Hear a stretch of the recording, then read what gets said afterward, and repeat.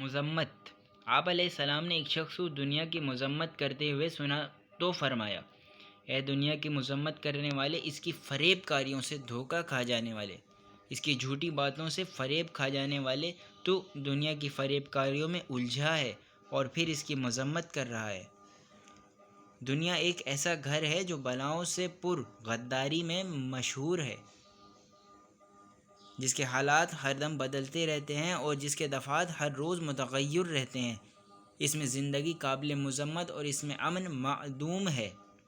بلا شبہ رسول اللہ صلی اللہ علیہ وآلہ وسلم کی بہترین سیرت دنیا کے عیوب و مذمت اور حد درجہ ذلت و برائیوں کے لیے بطور دلیل کافی ہے، کیونکہ یہ دنیا لوگوں کے ہاتھوں سے لے جاتی ہے اور اس کی زمین دوسروں کے لیے ہموار کر دی جاتی ہے، اس سے تعلق ختم کر دیا جاتا ہے اور اس کی دلکشیوں سے محروم کر دیا جاتا ہے۔ انسان کا اعلانیہ طور پر خود کی مذمت کرنا دراصل ڈھکے چھپے طور پر اپنی تعریف کرنا ہے۔ عقلہ کی مذمت حکمرانوں کی سزاؤں سے بدتر ہے۔ جب تم مذمت کرو تو میانہ روی اختیار کرو۔ جو اپنے آپ کو قابل تعریف حالت میں نہیں رکھتا وہ قابل مذمت حالات میں گھر جاتا ہے۔ احسان کے نتیجوں کی کبھی مذمت نہیں کی جاتی۔